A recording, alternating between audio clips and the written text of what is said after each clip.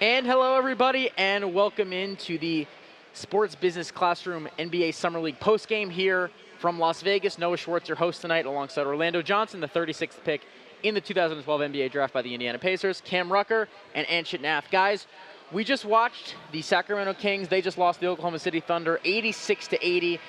Game was a little bit closer at the end than it was in the first half. OKC was up big, and Sacramento made a run at it. But I want to start with the first half when the Thunder got rolling. And you mentioned it, Anchit, before when we were off camera, about the turnovers and about the fast breaks that OKC was running. I want you to start and tell me about that. Yeah, so early off in the game was pretty close in the first quarter. Neither team was really able to separate themselves. But in the second quarter, OKC really committed to pushing the pressure on the Kings, which led to a lot of turnovers and a lot of fast break points. What key stat is at the end of the first half, OKC had outscored the Kings 17-4 in points off turnovers. That led to like almost a near 20-point lead in the first half, which was hard to overcome, but we'll talk about that later. Yeah, what do you think, Cam? I mean, how much do turnovers and fast break points can it impact a game like that? Well, for a guy like Trey Man, who's able to push the pace all day and get almost a triple-double, you kind of expect that from guys like him. That's his role in his job for the NBA, and I think he did it well tonight. And as you can see, they came out with the W tonight, as Trey Man was flirting with the triple-double here with 6 rebounds and 7 assists, also to go along with 15 points. What about you, Orlando? What do you think? Man, I just think as the game kept going on, you just seen that, Trey Man, he has a year of experience under his belt and was just able to get to his spots and was able to make his guys comfortable. I know after that first quarter slow start, they just blew this thing open in the second quarter, and they just kept riding that wave the rest of the game. I want to add one thing about Trey Man. In that second quarter, he had a lot of possessions where he was really controlling the tempo of the game. And what that looks like is he would do, OKC runs a lot of sets where they try to get mismatch switches. So he would get a mismatch on like Keita, the big man for the Kings. He would bring the ball out. He'd get it in the paint, he'd get the mismatch. He'd bring the ball out to the perimeter, start dribbling, shoot a three. Keita's not going to contest that as well as like a perimeter player. He got 2 threes off of those type of mismatch possessions. He also had a lot of like great passes. He has a really strong control of the game, like I said, as a point guard. He had a no-look lob to one of the big men, I think Jalen Williams, for the Thunder. And those kind of possessions are really promising to see, because coming into next season, Trey Man could really be a key contributor on the offense. Yeah, Trey Man, second-year player out of Florida, and somebody who really flashed a lot at the end of last season when he got an opportunity to play. I want to talk about the main matchup here tonight, though. Keegan Murray, Chet Holmgren, the 4th pick in this year's draft against the 2nd pick in this year's draft. The number 2 pick, Chet, ended up coming out on top, but Keegan showed out. 29 points for the 4th overall pick out of Iowa in his 34 minutes. What did you guys see from Keegan tonight? Because he was dominant. I would just say a guy like Keegan, he knows he's going to get another top 5 pick in this draft, and he knows how skilled and dominant Chet is. So he wanted to kind of let him know, like, hey, I know you win number 2, but I win number 4 for a reason, and I'm going to show you why I'm really like that. And Keegan got to his spots. You see he was able to go 9 for 17, 29 points, 7 rebounds, 4 steals, and he completely took it to him. He showed him, hey, I'm a grown man out here. We ain't playing no games. So he set the tone early. Murray got to the line 11 times. He made 9 of those. And interesting enough, even though the Kings flirted with a 20-point deficit at times during this game, Keegan Murray was still a plus 12. So when he was out there particularly, the Kings were playing really well. Why do you think that was? Yeah, you can go ahead. Okay, well, like I said, these guys are the main guys out here, You got to show that you're 4th pick material, You got to show that you're worth, what I'm saying? And Keegan did just that tonight, He showed that he can come out and score. Although the 3-pointers weren't hitting, he was 2 for 7. We can still see the guy can clearly score. Also, like you said, grabbing 7 rebounds. The guy's out there on a mission. He really is just trying to get it done for his team. Although it wasn't enough, he almost brought his team back, which is something you can look at as a plus and say, hey, what can we improve on? But, hey, we can look at this and take it as a plus because we didn't lose by 20 at least. Right. Yeah. Another key thing, like you mentioned before, the free throw attempts, right? 11 free throw attempts. He went 9 for 11. Keegan Murray is one of those prospects that was known for his shooting ability. And what really impressed me today was his aggressiveness and getting to the hoop. He was 9 of 12 on regular field goals, 2 of 7 from 3. But 9 of 12 from regular field goals is pretty impressive. Yeah. And just aggressiveness to get to the lane. Not all the time in the paint. Sometimes he'd get to the paint, he'd stop. He'd do like a pump fake, get the defender in the air and shoot it, get some free throws. Those are some savvy veteran plays that you're seeing from a young player. And, on top of that, in the fourth quarter, like you mentioned, was a big contributor for the reason why they came back. Like, they were down 17 with 8 minutes left, the Kings. And Keegan Murray, Rhodes, and Ellis, they really started just hitting those threes, building that momentum. And he was a big part of that. So he had a great game. Can I add something real quick? Absolutely. I would say, being a former player and being in this summer league once upon a time, a guy like Keegan Murray, a rhythm guy, like you said, jumper might not have been falling tonight. He found his ways to continually be on the attack. He knows, like you said, he's going against a really great player. And for him, it was just about him getting to his comfort zone, finding that comfort every time he's playing, and even throughout the season. Like, he's going to go through stretches. When you're a young player, you're going to go through stretches where you're just not you're not in rhythm. You're not and these games right here are going to help his confidence along the way. I also like to add something. I'm sorry. I also like to add that I like the fact that Keegan was also taking the matchup of Chet sometimes down the floor. And sometimes in this league we really don't see the main guy taking on the other main guy for reasons of energy and conserving stamina. But I like how he decided to take that matchup and say, hey, I got this guy coming down court. That's the type of leadership. That's the type of things you like to see coming from your pick in this draft.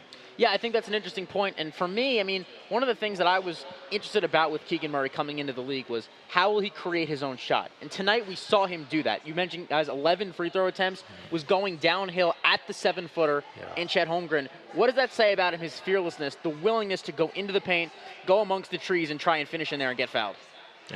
It's all about getting the reps. It's all about getting the reps. And for, like I said, Keegan, he's just going to keep getting better game by game. And, these are the moments where if I'm a Sacramento coach and I'm the GM, I feel like we got our guy. Right. We got our guy, and he's going to compliment Fox and Davon Mitchell and the rest of the crew as we continue to grow as an organization. Yeah. I just want to add one thing. You asked about the matchup between Chet and Keegan Murray, right? And just to talk about Chet a little bit, these are two interesting prospects because Keegan Murray is more of an offensive threat. He's a very offensive, aggressive player. I think Chet Holmgren, although he didn't have a great game today, he makes his impact felt on the defensive end, and you definitely felt that today. Like, although it's not a great stat, he had 6 fouls, and he's had a trouble, having fouls in the summer league. But what I really see is that he's trying really hard to provide a help defensive role. And, sometimes he works, sometimes it doesn't. Yeah. But, that's a really important role in the NBA. Nowadays, protecting the paint and three-pointers are the most important shots. Having a guy like Chet Holmgren patrolling the paint kind of as an intimidator there, it definitely deters a lot of shots that doesn't go into the box score. So he didn't have a great game. Yeah, he was a -10 on the plus-minus. But I think Chet's potential as, he had 3 offensive rebounds. He was kind of attacking the glass. His potential to be a defensive number 1 and like an offensive number 2, number 3. Yeah. I think those are some really valuable players. Like Tim Duncan was that kind of player. Right. Kevin Garnett was that kind of player. Offensive number 2s and 3s, but defensive number 1. Yeah. So he's got a lot of potential. He didn't have a great game, but he's going to have a great career. That's a great point. He's a guy who had 6 blocks in his first summer league game. Didn't have one tonight, but guess what he did have? 5 steals. So he was very active. His hands were in the passing lanes, and that's something you look for when it comes to one of your top picks. But I want to talk about these teams as we go forward into the actual regular season. Oklahoma City's a team that's been on a rebuild for a couple of years now. They've accumulated a ton of picks with Sam Presti, making a lot of trades, and he's put together a really good young core. So you have Chet Holmgren, but you also have 2 other lottery picks from this particular draft, Anushman Dang and Jalen Williams. What about those 2 guys, in addition to some of their other players who might get real rotation minutes for them this year? How are they growing here in Summer League? Well, first I would like to ask, which Jalen are you talking about? About both. Both Jalen's. But Jalen Williams from Santa Clara was the lottery pick.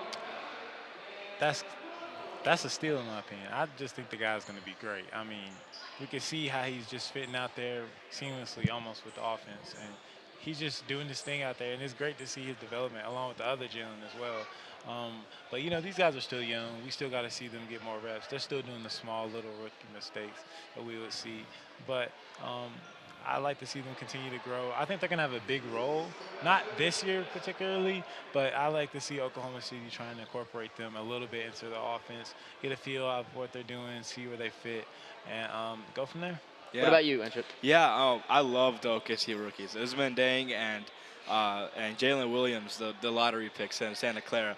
Both of those guys are extremely impressive to me. So Jalen Williams, we'll start with him. He's got like kind of an all-around game as a point guard. He's very, very good defensively. He has some lapses here and there, but I love his aggressiveness on offense. He really tries to make plays for his teammates by going downhill, getting to the basket. And when Usman Deng, he has a different type of game. He can play inside out.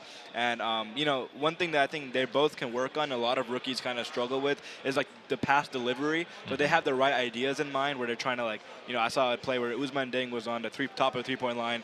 He saw Chet had a smaller guy in him. So he tried to throw like a lob pass to get inside the paint to Chet, but it was kind of off a little bit, so Chet didn't really get a great like handle on him.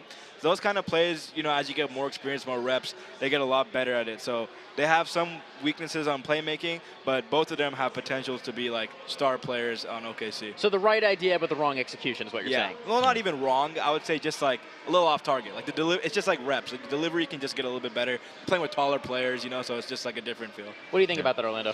Man, like you said, it's just all about getting your reps. This OKC team, we gotta name them the new trust the process. 'Cause right.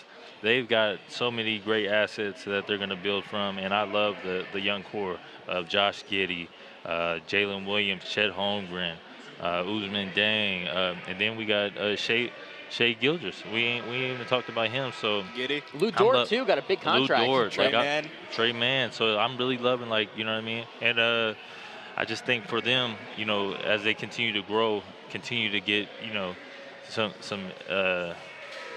lickings in this league, you know, when they go against some of these teams, they're just going to keep getting better and they're going to grow together. And it's great what Sam Presti's been able to do with this team. And you know, when you have two cornerstones like KD and Russ for your team for so long, but you're able to retain some assets from that, you like where this organization's headed. Yeah, that's a great point. I mean, I don't think anybody realistically expects the Thunder to make the playoffs this year. They were just one of the worst teams in the NBA. Yeah. But they're certainly on the right track. They have a guy who's basically a proven all-star at this point in Shea, and so many other young pieces around them. So I'm not saying they're going to make the playoffs. I'm not saying they're going to be in the play-in tournament. But where might they finish this year, and what kind of growth do we think we can see from them in terms of the actual win column? Because they want to see some real improvement this year. I just want to touch on the last thing about the young guys. Also, Eugene Omorayu, or how do you, Omoroyu, or I'm sorry if I mispronounced his name, but came off the bench, 14 minutes, 13 points. That's just another young guy that OKC can gauge. On a two-way this year, yep. Yeah, just another guy trying to prove his worth. You know, that's what I like about this team. They're gritty. They know what to do. Like you said, Jalen Williams, another guy. He's another guy I saw get gritty, go for the ball. I like to see that in guys. That's how you get your roster spot. Yeah. Back to your question about how many wins that they're gonna like. Maybe how many growth and wins. What's the type of improvement we want to see? So you know, it all really depends on the front office's vision, because obviously last year you saw a lot of sitting players, some injuries for extended period of time. You know, trying not to win that many games, to be honest. I mean, they had that blowout against. They got blown out by Memphis. 73 points, right? Yeah. Unbelievable. So I don't want to see that again. I think this year they have added 3 guys who can really contribute. Maybe not like obviously winning now, but like just formulating that culture, formulating that winning mindset that they eventually going to need if they're going to contend in the long run. So I really hope OKC takes a different approach this season and actually plays all their guys and plays them consistently, even if they don't get as high a lottery pick as maybe they would want to. This next year's draft is loaded with talent. You're good, even if you're like sitting at like 5 or 6. Maybe try to get like 6, 7 more wins this season. You got a defensive monster in Chet Holmgren. You got 3 guys and Deng, Mann, and Jalen Williams who are going to have great seasons offensively. I think I would look to them to have like a 5 to 10 win improvement.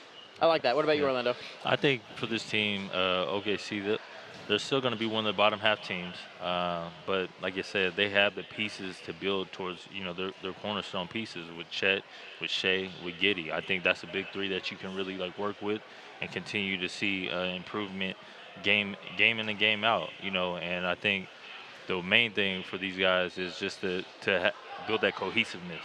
You know, it's going to start with them spending time off the court, practices. I'm so glad to see these guys playing in the summer league. You know what I mean? A lot of top picks might be like, oh, I'm gonna sit out or I'm gonna be out, and like you seen Giddy out here getting the reps, getting the time with these guys to build that type of relationship.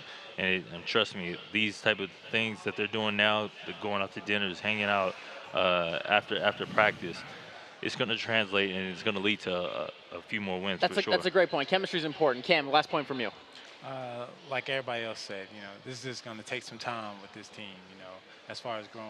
But it seems like their core has already gotten together. It seems like they're all in agreement. Hey, we're young. We're just trying to win. We're just trying to find our spot. It seems like they all get along well, and it'll be interesting to see how this core grows. Because, like you said, having KD and Russ, James Harden at one point, I think these guys will get together. I'm not saying they'll be as good, but I'm interested to see how they're all going to get together and what their future holds.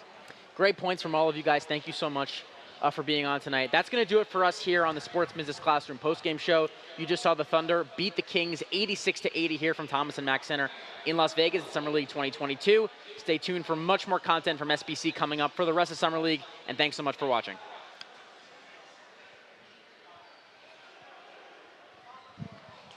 Great job, Noah. All right, that's it. Thank you, boys. Good job. Good job.